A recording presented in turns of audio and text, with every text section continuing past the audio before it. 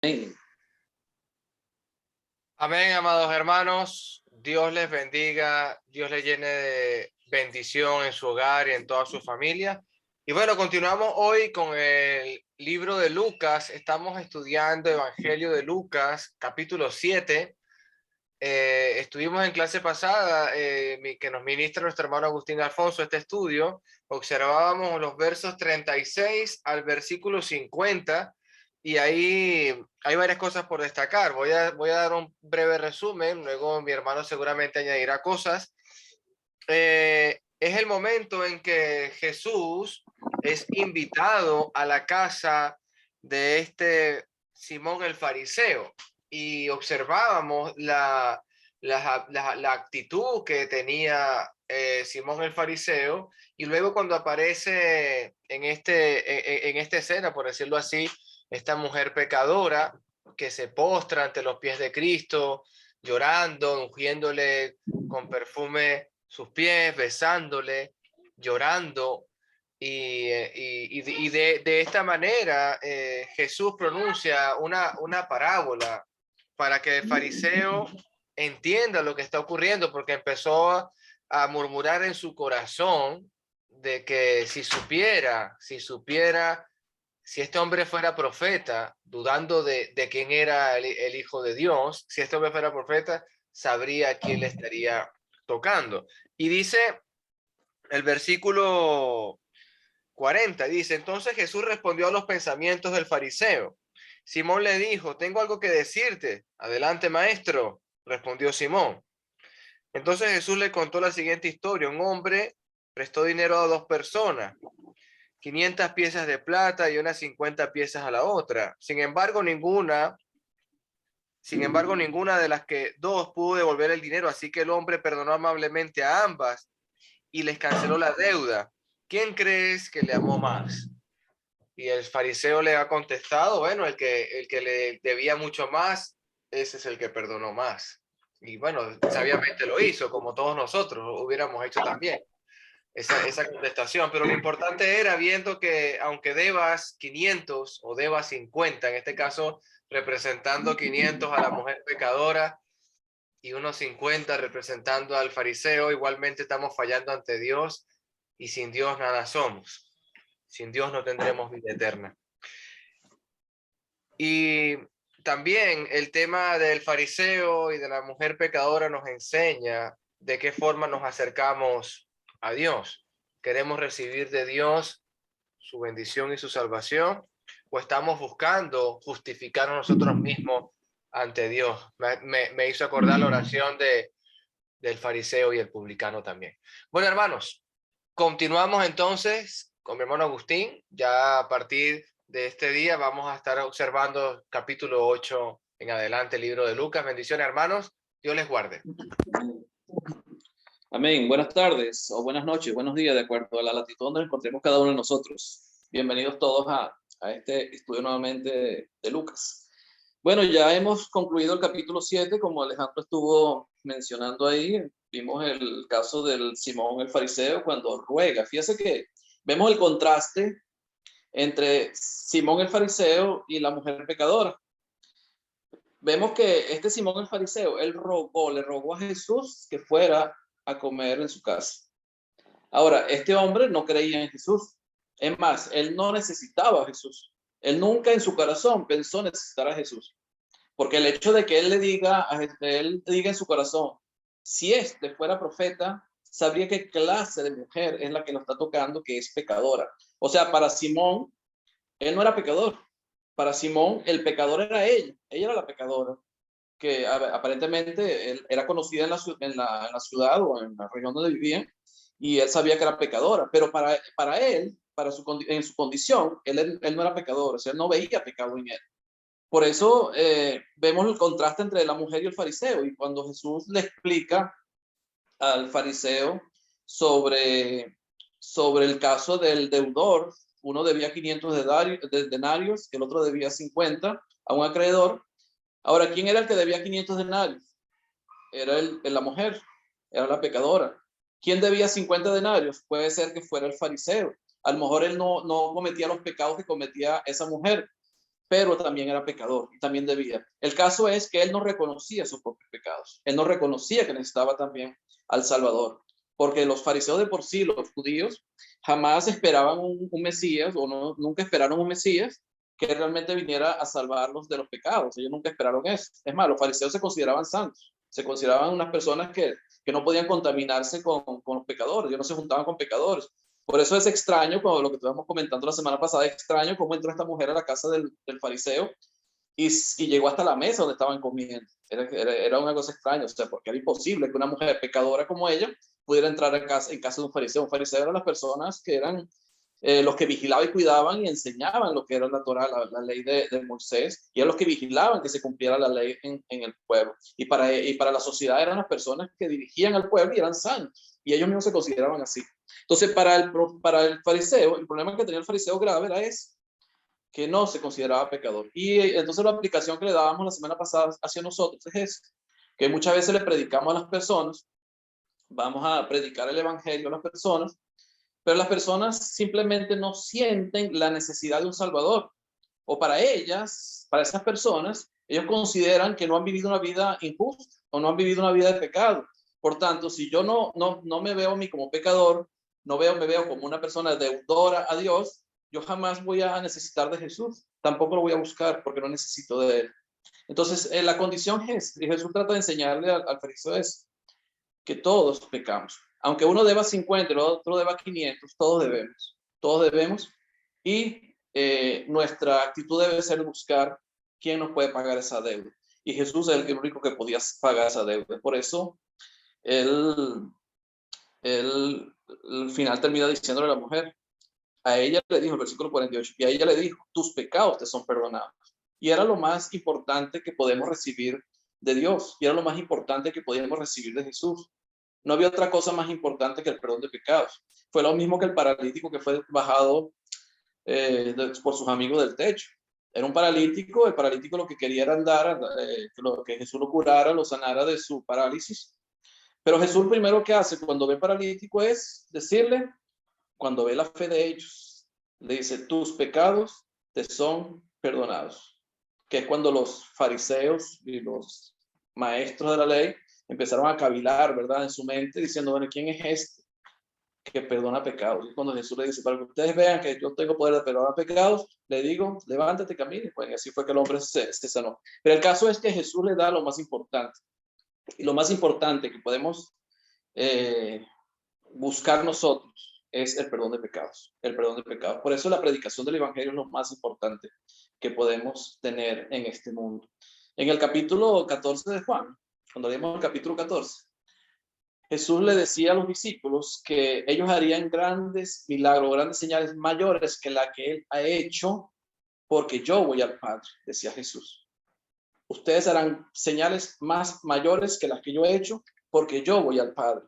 ¿Y cuáles eran los milagros o que podíamos hacer o podían hacer los mismos apóstoles mayores que lo que hizo Jesucristo? Cuando sabemos que Jesús hizo milagros que en la mente humana eran imposibles de entender, como resucitar un muerto después de 4 días de fallecido. Una persona que ya estaba en descomposición, un cuerpo físico ya en descomposición, y poderlo resucitar de entre los muertos. Era algo que era imposible para el ser humano, para la mente del ser humano es algo imposible.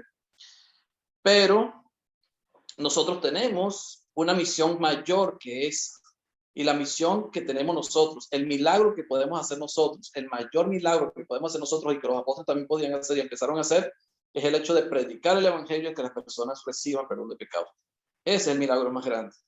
El poder está en el mensaje. El poder está en el mensaje. Cuando Pedro, empezando el libro de Hechos, cuando Pedro y Juan entran al templo, en la puerta llamada la Hermosa, que consiguen el paralítico en el suelo pidiendo limosna, ellos le dicen al paralítico, no tengo oro ni plata, mas lo que tengo te doy. En el nombre de Jesucristo, levántate. El hombre se levantó de un salto y entró al templo con ellos. Y todo el mundo se admiró, se sorprendió de ver a ese paralítico caminando. Pero el verdadero poder no estuvo en la curación del paralítico. El verdadero poder estuvo en la predicación que en ese momento Pedro dirigió al pueblo que estaba ahí en el templo, y dice que en ese momento como 5,000 personas se convirtieron. Ahí está el poder en el mensaje. Y nosotros tenemos ese poder, el poder de llevar personas a los pies de Cristo, de que las personas puedan recibir perdón de pecados. Y es algo que tenemos que poner en práctica, ese poder que Dios nos ha dado mediante la palabra de Dios. ¿Comentarios hasta acá sobre estos versículos 36 al 50? Lucas capítulo 7. Si no, entonces vamos a pasar al capítulo 8. ¿Quién puede leer versículo 1 al versículo 3 de Lucas capítulo 8? Hermana Alex. Yo. Así apoyo con este trabajo. Ajá. Mujeres que sirven a Jesús. Aconteció después que Jesús iba por todas las ciudades y aldeas, predicando y anunciando el evangelio del reino de Dios, y los 12 con él. Y algunas mujeres que habían sido sanadas de espíritus malos y de enfermedades, María, que se llamaba Magdalena, de la que había salido 7 demonios, Juana, mujer de Chuza, intendente de Herodes, y Susana, y otras muchas que le servían de sus bienes. Ok, entonces aquí Lucas, escribiéndole este evangelio para informar a Teófilo sobre las cosas que habían acontecido, él mete esta información sobre estas mujeres que seguían a Jesús. Dice que después que Jesús iba por todas las aldeas, por todas las ciudades y aldeas, predicando y anunciando el evangelio del reino de Dios, y los 12 con él. Fíjense, ¿qué predicaba Jesús? ¿Qué predicaba Jesús? Me gustaría sus comentarios.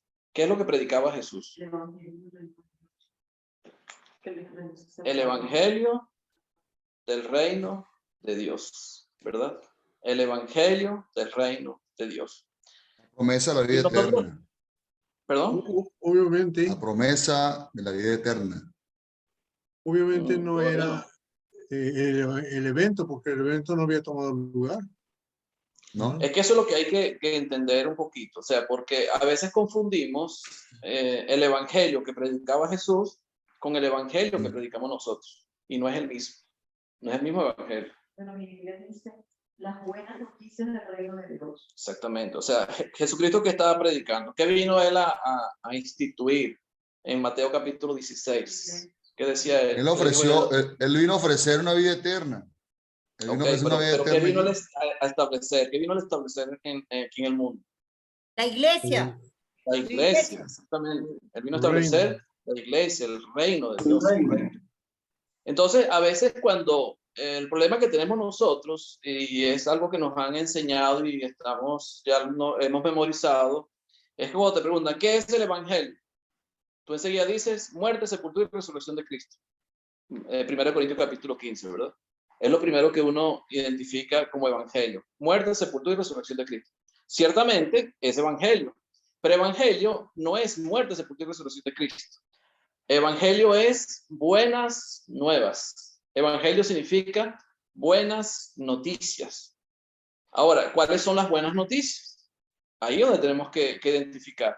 ¿Qué estaba predicando Jesús acerca del evangelio del reino? Él estaba predicando las buenas noticias ¿de qué? Del reino de Dios. ¿Qué predicaba Jesús? ¿Qué predicaba Jesús? El reino de Dios se ha acercado. Lo mismo que predicaba ¿quién? Juan el Bautista. Él no estaba predicando la muerte, sepultura y resurrección de Cristo. Él estaba predicando que el reino de Dios se había acercado. Y es lo que predicaba Jesús, que el reino de Dios se había acercado, estaba pronto por establecerse. Entonces, hay que tener claro eso, que cuando te pregunten ¿qué es el evangelio?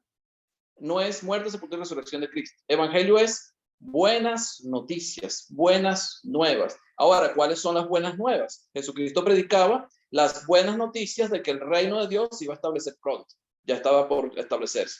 ¿Nosotros qué predicamos? Las buenas noticias de que Jesús nos salvó mediante ¿qué? Mediante su muerte, sepultura y resurrección. Eso es lo que predicamos nosotros. las buenas noticias de salvación por medio de nuestro Señor Jesucristo. Entonces no hay que confundir, porque aquí cuando Jesús está predicando las buenas o el evangelio del reino, Jesucristo todavía estaba vivo. Él no había muerto, ni había sido sepultado, y menos había resucitado todavía. Él todavía estaba con los discípulos anunciando estas buenas nuevas. Entonces no hay que confundir una cosa con la otra. Hay que tener cuidado con eso. Porque a veces hay personas que no entienden muy bien, o cuando uno le dice el evangelio es la muerte, sepultura y resurrección de Cristo, dice, bueno, ¿y por qué entonces Cristo predicaba el evangelio? Si el evangelio es muerte, sepultura y resurrección hay de que Cristo, ver, hay que ver qué eran las buenas noticias que daba Jesús. Exactamente. Lo Ahí mismo donde está lo que está ahí. Lo Las mismo buenas que dijo noticias que daba Jesús, Jesucristo. ¿cuáles eran? Es lo mismo que le dijo Jesucristo en Mateo capítulo 16 a Pedro, cuando le dice, sobre esta roca edificaré, en futuro, edificaré mi iglesia. Lo mismo que está predicando aquí, las buenas nuevas o el evangelio del reino. Era algo que venía pronto. Como dice Marcos capítulo 9, muchos de los que están aquí no sufrirán la muerte hasta que hayan visto venir el reino de Dios con poder. Y vemos el cumplimiento de esas promesas de Jesús. ¿Dónde? ¿Quién se acuerda? Hechos capítulo 2, ¿verdad? Vemos el cumplimiento cuando los apóstoles estaban en el aposento alto esperando la promesa que Jesucristo le había dado que esperaran ahí, y es cuando reciben el Espíritu Santo como bautismo, reciben el poder del Espíritu Santo, y es como cuando por primera vez se predica el Evangelio de Jesús, que no es el mismo que el Evangelio del Reino. Es el Evangelio de Cristo, donde vamos a anunciar ahora que Jesús vino al mundo. ¿Con qué propósito? Vino con el propósito de ¿qué? De salvarnos. ¿Y cómo nos salvó Jesucristo? Bueno, Él entregó su vida en una cruz, ¿verdad? Y no solamente estuvo en una cruz, sino que Él murió, fue sepultado y resucitó al tercer día conforme a las Escrituras, y Él está sentado y vive para siempre a la diestra del Padre. Eso es lo que enseñamos. Ese es el Evangelio de Cristo. Entonces no hay que confundir eso, porque muchas veces se puede confundir, y he visto personas confundidas en estas cosas. ¿Preguntas hasta aquí? ¿O comentarios? Bueno, Sí, lo hermana único que Gilles. puedo comentar, Sí, hermana Alice, dígame. lo que puedo comentar es que ese reino que predicaba Jesús, que él decía que era la iglesia, que venía a establecer el reino de Dios aquí en la tierra y que era eterno, muchos los confundieron con un reino físico. Lo que no entendían cuando Jesús predicaba es que era un reino espiritual, y de ahí hay una mujer, Salomé, que creyendo que era un reino físico, tal vez fue por eso que le dijo, bueno, entonces pon a mis hijos a tu derecha y a tu izquierda, pero porque aún no entendía, muchos no llegaron a entender de que el reino era espiritual. Gracias.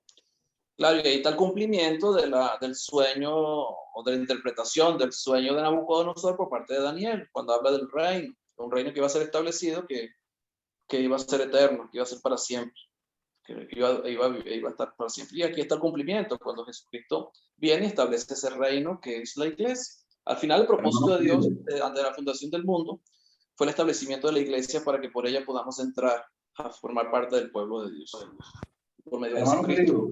Entramos. Dígame, hermano.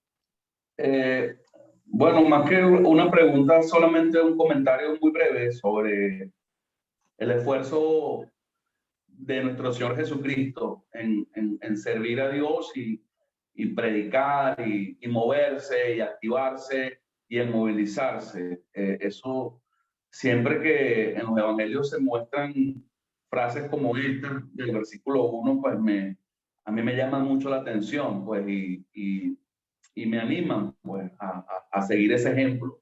Como dice el versículo 1, iba por todas las ciudades y aldeas predicando y anunciando el evangelio del reino de Dios. El esfuerzo de Jesucristo, el cumplimiento de nuestro Señor Jesucristo, la dedicación de Jesucristo, la acción, la dedicación. Y me llama más la atención ahora que estamos en tiempos en donde muchos estamos encerrados, pues, y muchos como que preferimos usar las redes y internet y todas estas cosas. Yo creo que necesitamos seguir ese ejemplo de movilizarnos. Claro, a lo mejor decir que vamos a ir a todos los pueblos, ¿no? Que rodean, o ciudades que rodean nuestra ciudad, pero yo sí considero que es importante que nosotros tengamos un itinerario, una planificación, qué lugares vamos a ir, a quiénes vamos a visitar, a dónde nos vamos a mover, con quién vamos a ir a compartir la buena noticia. Ya entendiendo lo que es la diferencia de la buena noticia en aquel entonces, cuando Jesucristo, y la buena noticia de nosotros hoy. Yo creo que es bueno que nosotros hoy también sigamos ese ejemplo de hacerlo. Recorría a Jesucristo todas las ciudades y aldeas. Los 4 evangelios siempre muestran a nuestro Señor Jesucristo muy activo en su ministerio. Eso solamente. Sí, ahí vemos en las historias de Jesucristo que él se acostaba tarde y oraba temprano. O sea, él a veces pasaba toda la noche orando a Dios y al siguiente día seguía trabajando. O sea, él era siempre activo en el ministerio. Siempre. Bueno, también quiero dar una defensa por las mujeres, porque como en los tiempos de Jesús, igual en estos tiempos, el gran número de seguidores de Jesús somos mujeres. Y aquí vemos mujeres ayudándola con sus bienes. Entonces, como decía el hermano Roberto hace poco, que si que el mayor porcentaje de personas convertidas vienen por invitaciones de mujeres. Así que vemos ese apoyo tan grande que tenía Jesús por las mujeres, por nosotras las mujeres. Y ese ejemplo pues continúa hoy en día.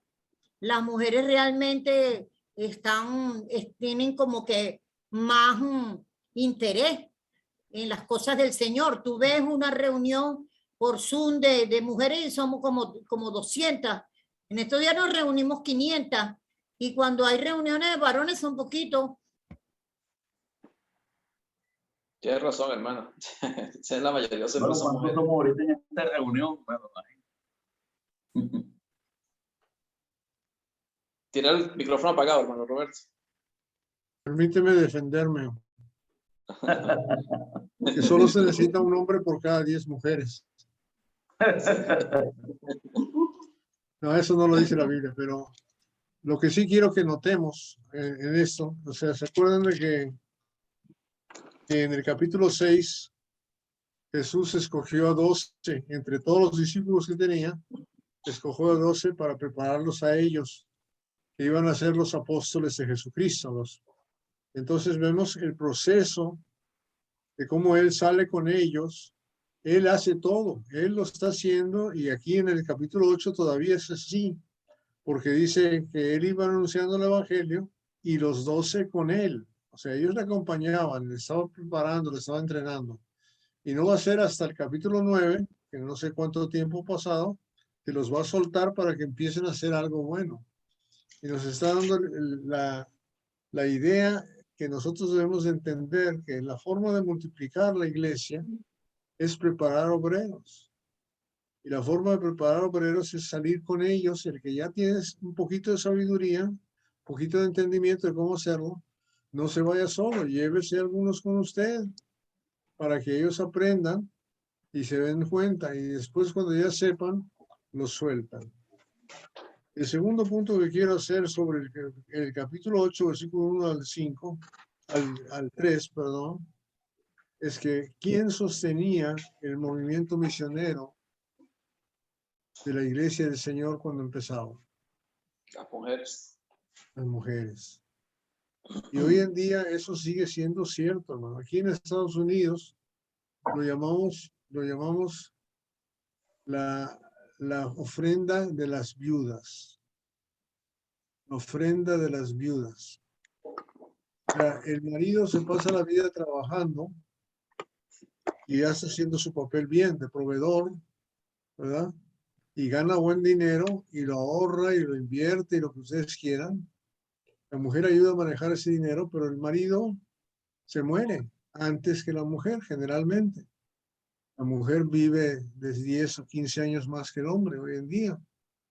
Entonces la mujer queda viuda con todo ese dinero. Si es hermana de la iglesia, las ofrendas que ustedes vieran, si se fijara uno, que uno se supone que no se fija quién da, ¿quién está dando?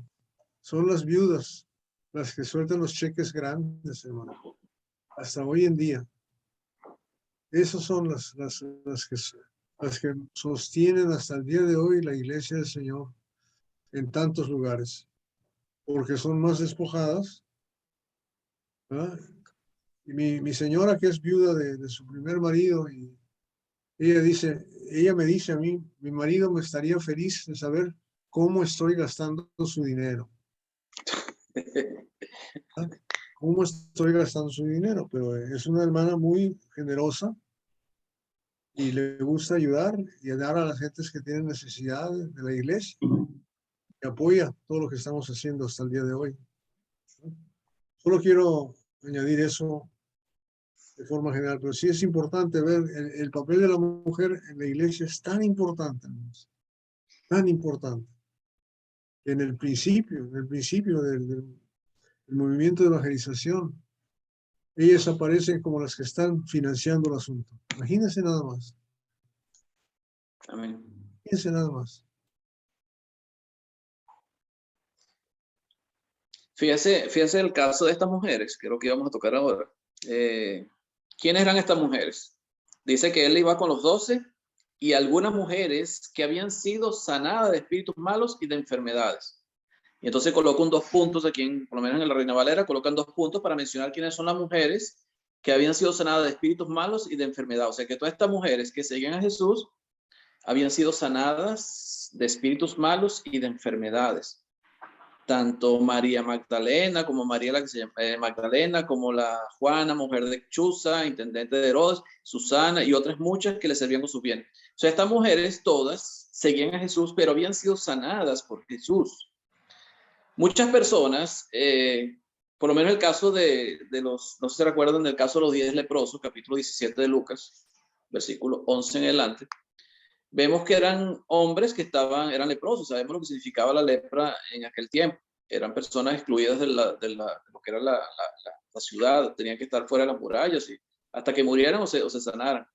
Pero el caso es que ellos le gritan a Jesús o le ruegan a Jesús que los sane. Y Jesús le dice, vayan, preséntense a los sacerdotes.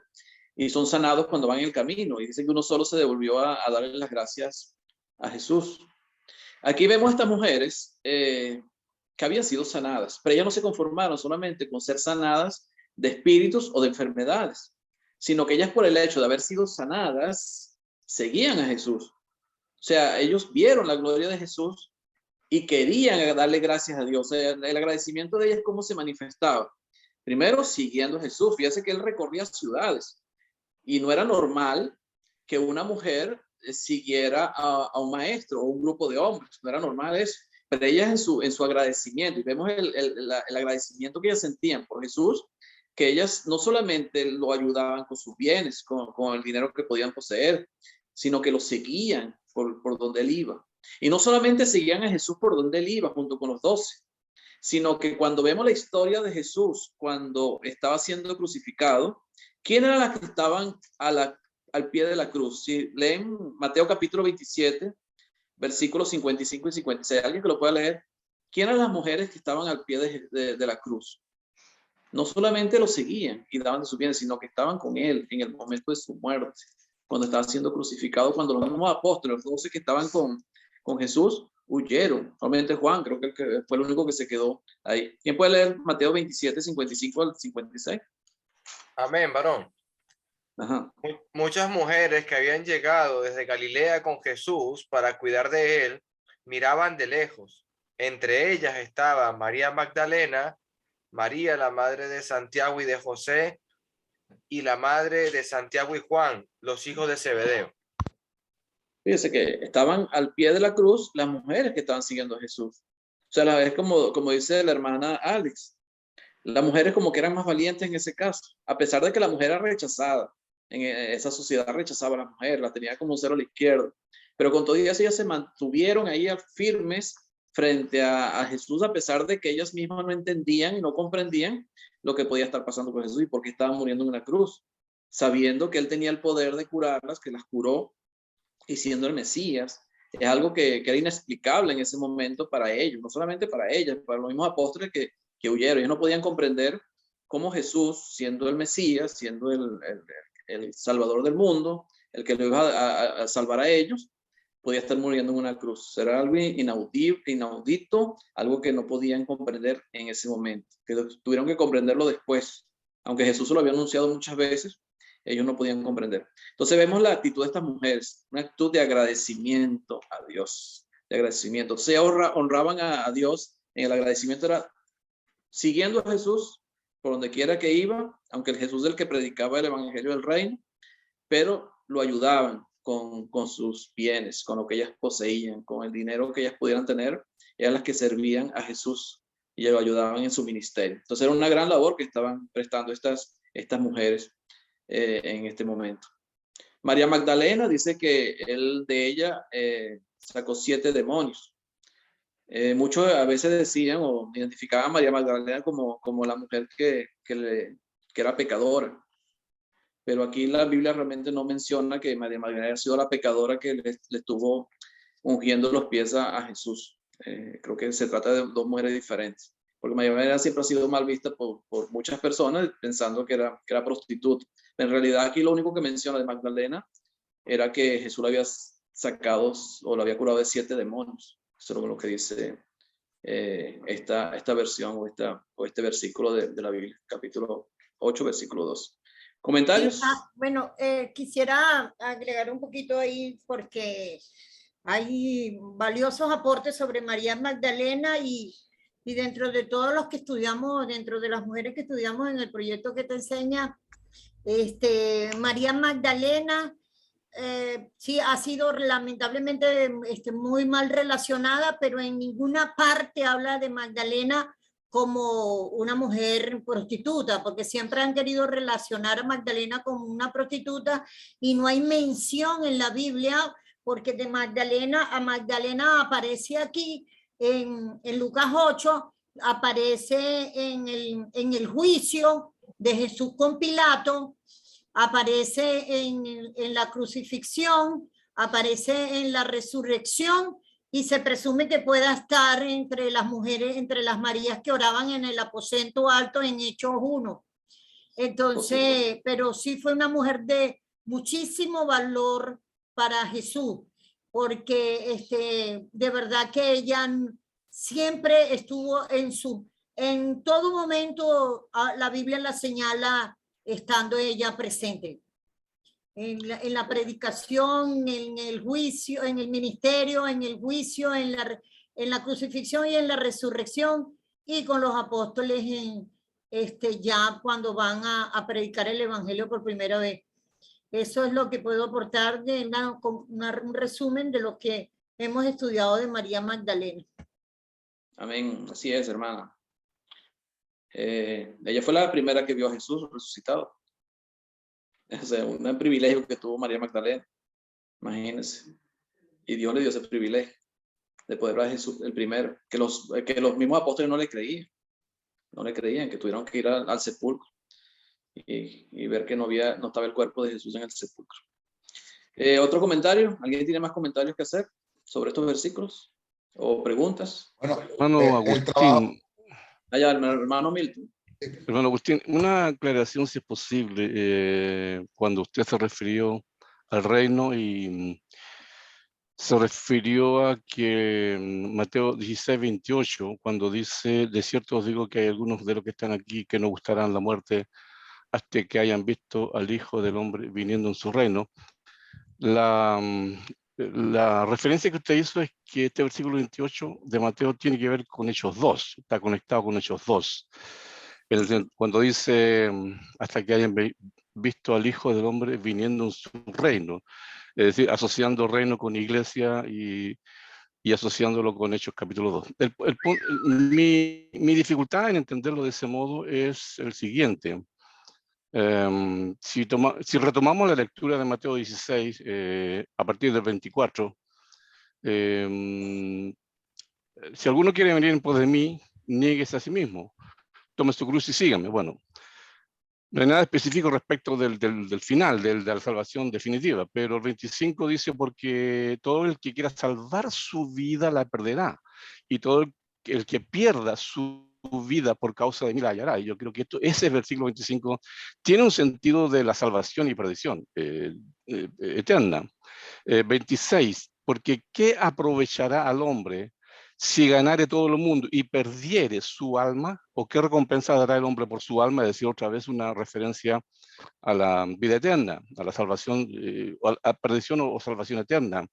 Versículo 27, porque el Hijo del Hombre vendrá en la gloria de su Padre con sus ángeles, y entonces pagará a cada uno conforme a sus obras. Otra vez, un versículo 27 en referencia a la vida eterna, a la salvación o a la venida del Señor, que nosotros entendemos como su segunda venida. Entonces, el versículo 28 no puede estar refiriéndose a Hechos 2, por el contexto de ideas que viene planteando Jesús mismo a partir del 24. Entonces, 28, de cierto digo que hay algunos de los que están aquí que no gustarán la muerte hasta que hayan visto al Hijo del Hombre viniendo en su reino. Entonces, este versículo 28 tendría que tener el mismo sentido de los versículos 25 al 27, en el sentido de que debe estar referido a la salvación, a la segunda venida, y no una conexión con ellos dos, reino, iglesia. Si me puede usted aclarar ese punto, o tal vez en otra ocasión, si usted gusta. No, lo que pasa es que yo hice referencia fue a Marcos capítulo 9, no a Mateo. Mateo Pero es el capítulo 6, son las mismas palabras. más o menos lo mismo, pero fíjense cómo lo dice Marcos capítulo 9. Dice, también les dijo, versículo 1, capítulo 9. También les dijo, de cierto os digo que hay algunos de los que están aquí que no gustarán la muerte hasta que hayan visto el reino de Dios venido con poder. Ese fue el versículo que yo comenté.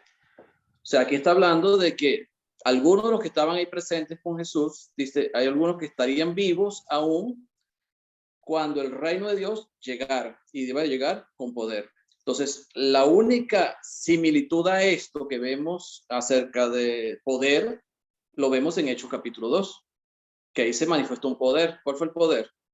Que los apóstoles estaban reunidos en el aposento alto. Dice que se aparecieron lenguas repartidas como de fuego y se asentaron sobre cada uno de ellos y empezaron a hablar en lenguas, y no solamente hablaron en lenguas, sino cuando uno continúa leyendo Hechos, vemos que ellos hacían señales y prodigios, o sea, hacían milagros. Por tanto, yo relaciono este versículo 1 de Marcos capítulo 9 con Hechos capítulo 2, que es como el cumplimiento de lo que Jesús viene diciendo acá en este versículo. Ahora, Mateo habla de que venida el Hijo de Dios, o sea, cuando Jesús venga. Ahora, hay muchas opiniones con respecto a eso, pero el caso que yo veo acá es que él dice que muchos de los que estaban ahí no gustarán la muerte, o sea, no iban a morir, estarían vivos. Estarían vivos cuando se manifestara este poder. Entonces no podía pasar mucho tiempo, no podía ser un largo tiempo. Sabemos que Jesús no ha venido todavía, ya han pasado más de 2000, alrededor de 2000 años desde que él partió. Entonces, ya todos los que estaban ahí murieron. Entonces, este versículo 1 del capítulo 9 tiene que tener su cumplimiento pronto, tenía que tener su cumplimiento pronto, no podía ser muy largo el tiempo. Por tanto, yo considero, no sé, de repente hay otras opiniones, pero yo considero que ese cumplimiento está en Hechos capítulo 2. No sé qué opinión tienen los demás, pero yo lo veo de esa manera.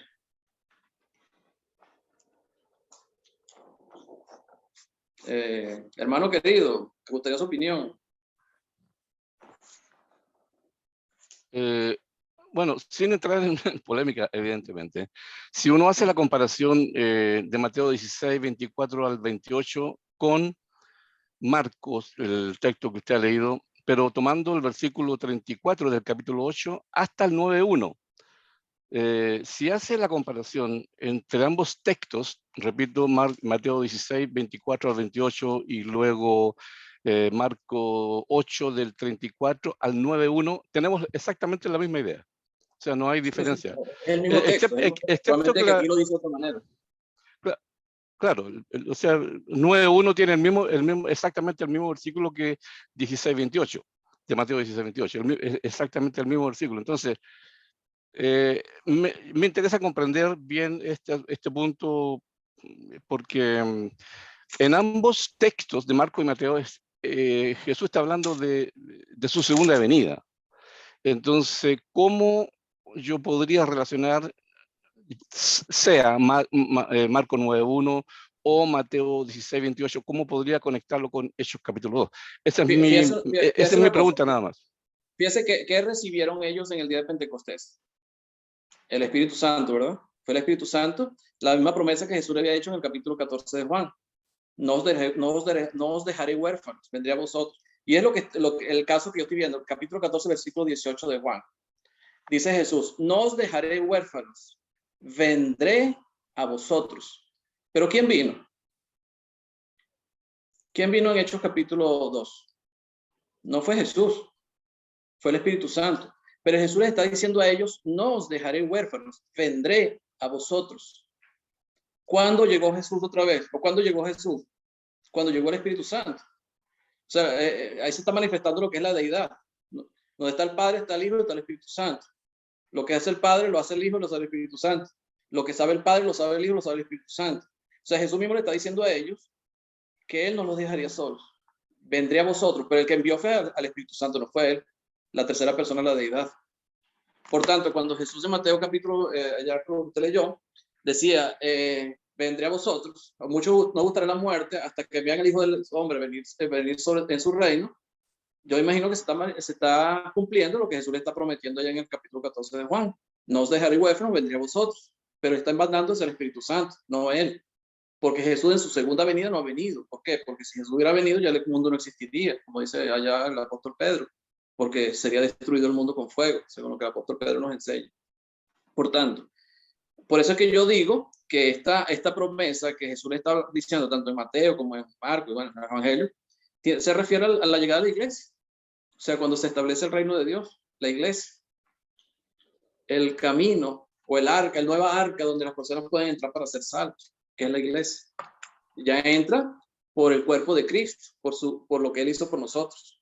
Y el Espíritu Santo, ¿qué iba a hacer? Guiar a los apóstoles a toda la verdad, como fue la promesa que le hizo Él a ellos. El Espíritu Santo les iba a recordar y les iba a enseñar todas las cosas. Es lo que yo considero, lo que yo veo ahí. O sea, de esa manera.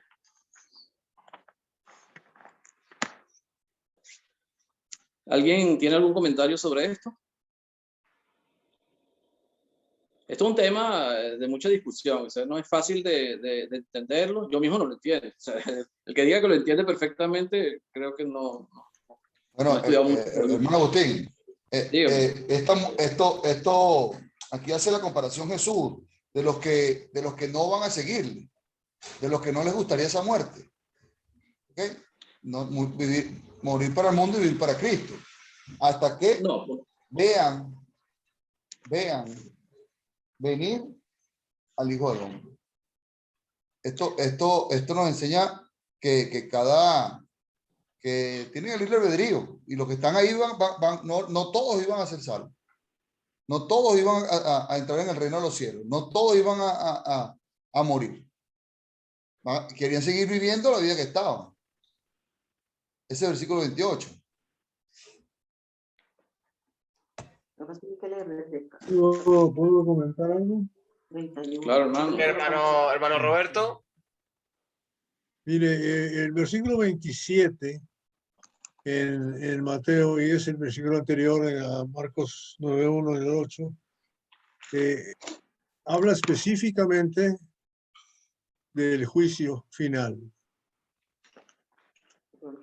Habla específicamente del juicio final, el versículo 27.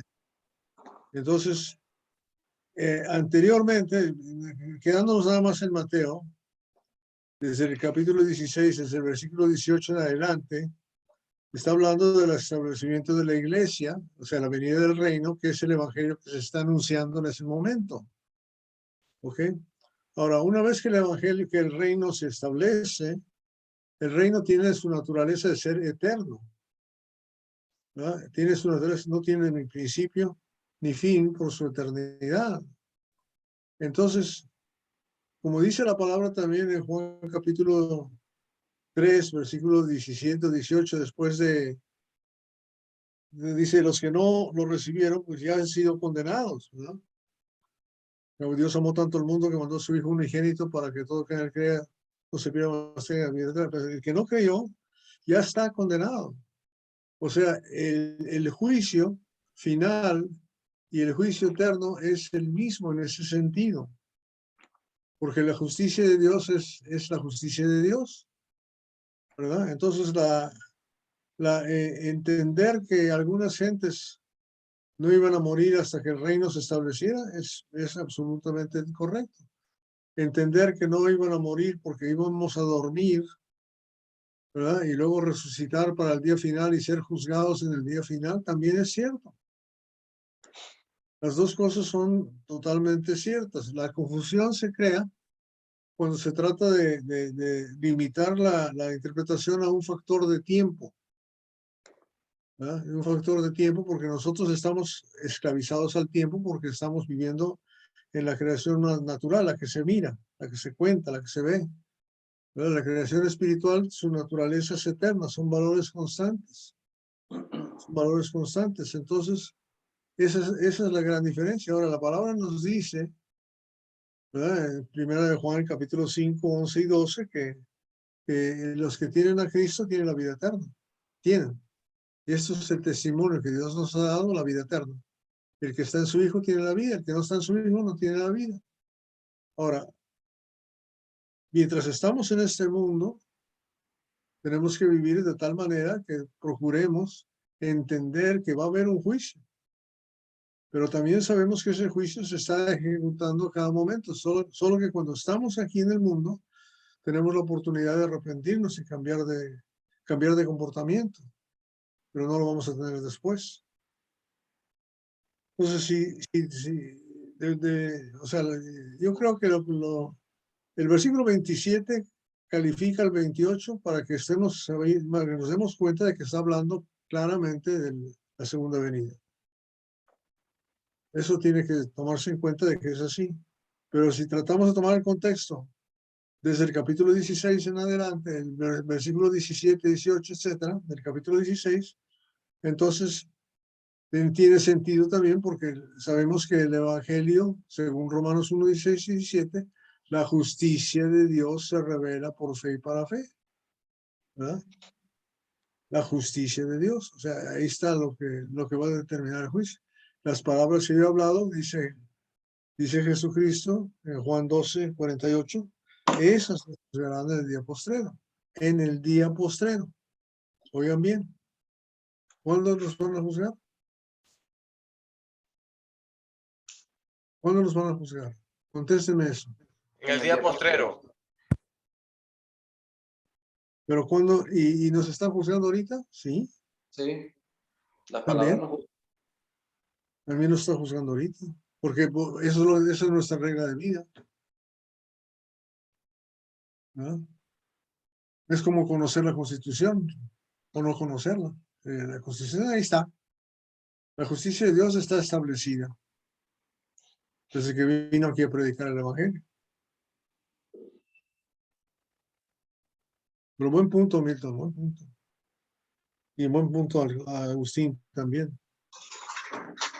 Hermano Roberto, entonces el Señor nos juzga hasta que cesen nuestras obras y luego en el juicio final nos juzgará nuevamente. No. ¿Cómo es? Segunda de Corintios 6. 5. Bueno, creo que 5, ¿no? 5, perdón, 5. Capítulo 5. Segunda de Corintios, capítulo 5. Versículo 10.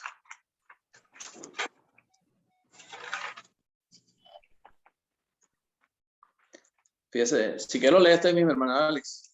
Capítulo 5, versículo 10, segunda de Corintios. Porque es necesario que todos nosotros comparezcamos ante el tribunal de Cristo para que cada uno reciba según lo que haya hecho mientras estaba en el cuerpo, sea bueno o sea malo. ¿Listo? Entonces, ¿cómo va a hacerse juicio? Según lo que dice el texto que usted acaba de leer. ¿Cómo va a hacerse juicio? Mientras estaba. Pero dice que es necesario. Pero fíjese, es necesario que todos comparezcamos ante el tribunal de Cristo para que cada uno que reciba, no sea juzgado, sino reciba. O sea, cuando sí, tú sí, mueres, esa es la diferencia. Sí, tienes razón. claro, cuando tú mueres, tu destino Claro. está sellado, o sea, no hay cambio. Perfecto. O sea, cuando tú mueres, ya o vas para un lado o vas para otro. No es que vas a esperar el juicio de Dios para definir si vas para el cielo o vas para el infierno, sino que ya eso está definido. Simplemente en el juicio vas a recibir. Porque como vemos en la historia por medio de Lázaro, el rico y Lázaro, en el Lucas capítulo 16, que no lo hemos visto todavía, pero vamos a ver, vemos que cuando ellos mueren, ellos no van al cielo ni al infierno. ¿Ellos dónde van? Al Hades. ¿Cuándo empieza, vamos a decirlo, empieza a funcionar lo que es cielo y infierno? Cuando Jesucristo venga por segunda vez y haya la resurrección, como dice Corintios 15, cuando venga la resurrección de los muertos, donde tendremos un cuerpo espiritual juntamente con el espíritu, se empezarán a formar un cuerpo, y entonces cuando ese es el juicio, unos irán al cielo y otros irán al infierno. Pero por este momento, momentáneamente, hasta que venga Jesucristo por segunda vez, según lo que la Biblia enseña, y lo puede leer en Corintios 15, ahí está toda la información, están las almas en el Hades, tanto en el Tártaros o en el paraíso, pero están ahí esperando en la segunda venida de Jesús, donde habrá la Perfecto, la resurrección. clave está en recibir. Allá es donde Claro, es recibir, porque cuando uno muere ya el destino eterno está sellado, no hay cambio. Por eso habla de lo que hiciste mientras estabas en el cuerpo. Después que saliste del cuerpo ya no hay manera de cambiar eso. Por eso es que la salvación depende de mientras estemos aquí en este cuerpo, en esta vida. Ya después que partamos de este mundo, ya no hay manera de cambiar eso, según lo que enseña la palabra.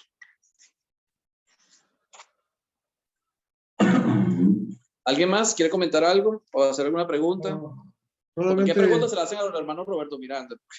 no, solamente entender. No, Milton es el especialista aquí, no hay duda. Solamente entender que el tiempo que pasa después de que morimos hasta que viene el juicio final es inmaterial. No importa, que no podemos hacer nada.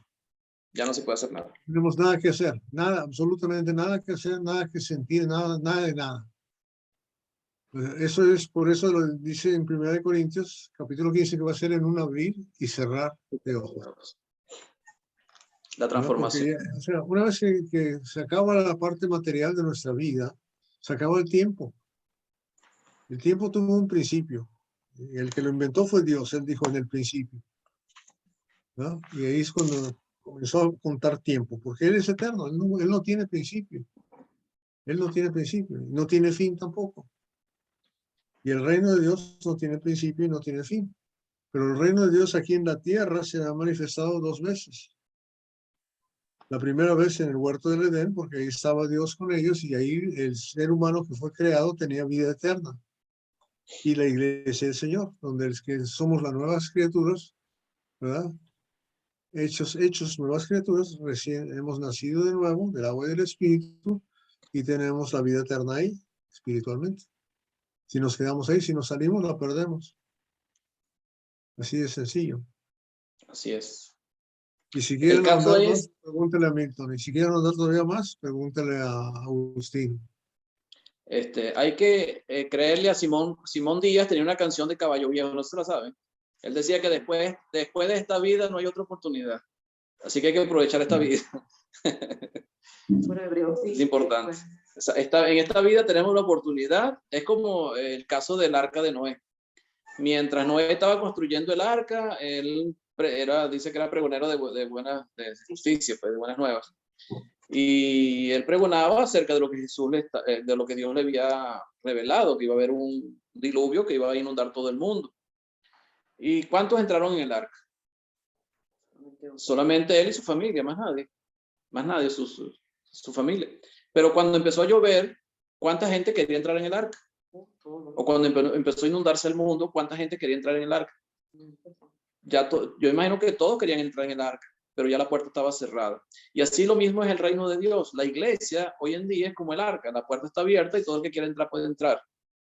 Pero va a haber un momento que se va a cerrar esas puertas y ya va a ser tarde. Y la muerte es uno de los factores que cierran esa puerta, o sea, porque la muerte sella tu destino. Si tú mueres sin Cristo, sin haber obedecido el evangelio, no entras a formar parte del grupo de Dios o la iglesia. Por tanto, tu destino eterno va a ser trágico. Pero si tú crees y obedeces el evangelio, te bautizas para el perdón de tus pecados, tú vas a recibir el perdón de tus pecados y vas a entrar a formar parte de ese reino de Dios o la iglesia. Y entonces tu destino eterno va a ser juntamente con Dios por la eternidad. Y es una decisión que tenemos que tomar cada uno de nosotros en nuestras vidas. Es necesario que tomemos esa decisión. Y eso lo tenemos que hacer mientras estemos vivos. Y no sabemos si mañana vamos a estar vivos. Esa es la cuestión. Entonces eso es, como decía Hebreo, hoy, cuando oyeres hoy su vez o voz, no endurezcáis vuestros corazones. Hermano querido, Dígame, hermano. por eso dice el versículo que trajo ahorita de Hebreo de 2 Corintios 5:10, para que cada uno reciba según lo que haya hecho mientras estaba en el cuerpo. Ajá. Para reforzar el comentario que estás haciendo, pues, partiendo o considerando pues eso que dice ahí al final del versículo 10. Todo es aquí, la decisión, pues, en este caso. La decisión es aquí. Ok, yo creo que ya, ¿qué hora son? 9 y 7. 9, son las 7. Ya ahorita lo que nos corresponde seguir estudiando el capítulo 8 es la parábola del sembrador. Creo que lo conocemos bastante bien. Yo creo que mañana podemos ver esa parábola, estudiarla, comentarla y a ver qué aprendemos de la parábola del sembrador de Jesucristo.